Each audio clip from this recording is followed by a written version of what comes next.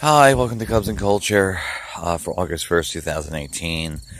Cubs won today 9-2 against the Pirates, back in first place. Okay, so overall, the season has been, in terms of wins and losses, the Cubs have met their projections. 538 Fangraph Zips, they all had the Cubs winning between 94 and 97 games. I think the lowest one I saw preseason was like 93. And then winning the division, etc. The one thing about those projections is there's always two teams, one that greatly overperform and one team that's greatly underperformed them, because they're high, like the projections are highly reliable overall across the baseball season. I mean, there's always just one or two teams that don't make it. Well, fortunately, it look like the Nationals aren't going to make their projections, but unfortunately, the Brewers are going. So, like, the Nationals are underperforming their projections greatly, and then the Brewers are greatly overperforming their projections. In any case, the Cubs as a whole have been meeting the projections because they're on pace to win 95 games. And they've been on pace to win 95 games for a long time. So they're well around what they're supposed to be doing. Now, it's also true that large segments of the team have not met their projections. So offensively,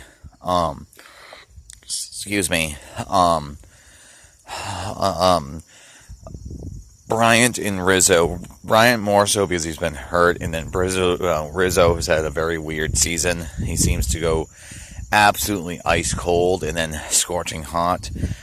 They're under their projections. With that being said, Javier Baez is about, in terms of WAR value, 2.5 games above what he was expected to do. And Almore is above, and Happ is above, and Russell is mostly above, etc.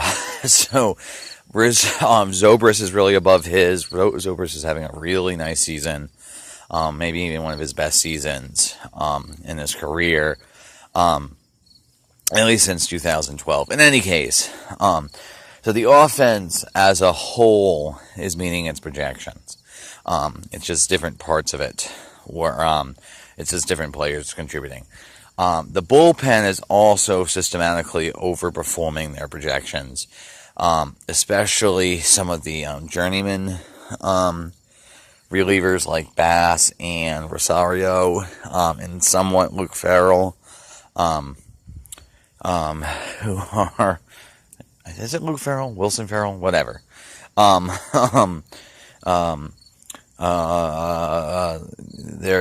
overperforming what they were expected to do, which is great because unfortunately, the Cubs rotation as a whole this season has greatly underperformed what they're supposed to do. Now, most of that, Lester's kind of done what he was supposed to do. The issue is he's mostly been getting lucky because his fielding independent pitching is so much higher than his actual ERA. Quintana and Hendricks they're not having bad. Quintana's doing now more or less what he always has done. It's just been really Jekyll and Hyde with him. He looks fine, and then then he gets in trouble in one inning. Like, even within starts, it's not the greatest thing. Hendricks is seeming to have a down year, but it's really a game with him, Jekyll or Hyde, back and forth. So anyway, Quintana and Hendricks have been not meeting their projections, but they're not horribly underperforming. By comparison's sake, what's his name? Jarvish, because of his injury, is not going to make his projections because he's just not going to pitch enough to do it. I still hope he comes back in September, if not a little bit sooner, and just be normal. Um, um, so there's that. And then the other sort of main one was Tyler Chatwood. He has walked 86 guys, 86 batters in like 90 innings, which is basically one in inning. So he was demoted. Any case, all of this is a long-winded way of saying the Cubs ended up having to trade for pitching, a starter. So they got this guy named Cole Hamel. He's a borderline Hall of Famer. He was really good with the Phillies. He was MVP of the World Series in 2008. Four-time All-Star. Has had Cy Young consideration. Really rock solid starter. He has a little bit of a down year. Though it seems to be mostly because he was a Ranger. That park is very home run friendly. And then the Rangers defense is terrible. In any case, so that was the big trade deadline. And it was his first start. And he looked, it's very reminiscent of Quintana last year when he came over and had that great first start, which seems to be a kick in the arm that the Cubs needed. So Hamel went tonight, 5 innings, no earned runs, 9 strikeouts, 2 walks, which is an absolutely great line. He would have probably gotten 6, but a couple of errors cost him some pitch counts, which is fine. So Quintana had that great start where he went like 7 innings and struck out 12. It wasn't quite that. But then again, I think last year's rotation was actually far more in shambles.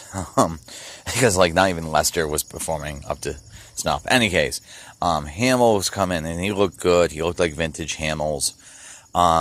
If he can just be a stabilizing force and give you 5 to 6 really competitive innings for like the next 2 months, that will be worthwhile as far as his trade is concerned. So I'm really hoping he'll be a stabilizing influence. Kinsler, who was the other sort of reliever we got, he came in for 1.4 innings, perfectly fine. Gave up a walk and like a hit, no runs, relatively efficient. So he looked good. And then Chatwood, God bless him, he came in the 9th to close out the game, or not close out, finish up the game. And he still managed to walk someone, but then he got a double play ball like he tends to do as a starter. So it's going to be interesting seeing what happens moving forward. Basically what I'm saying is tonight was really a good night for the Cubs. It very much reminded me of getting Quintana last year.